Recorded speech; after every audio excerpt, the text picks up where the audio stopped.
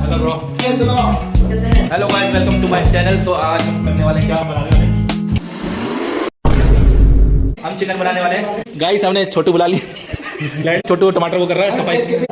ये है अपना ये कौन सा मिर्ची, किंग चिली। किंग चिल्ली ये राजा है चिल्लियों का। ये दिखा रहा है नागालैंड का किंग चिल्ली। इसको खा के हमारे धुआं निकलेगा। अब ये प्याज काटने के लिए बोला है स्पेशल। अब ये बोलेगा मेरी वीडियो मत डालियो। अब वीडियो डालेगी, अब तो कुछ भी बोल। अब मैं बड़ा यूट्यूबर बनने वाला हूँ। 275 सब्सक्राइब। अरे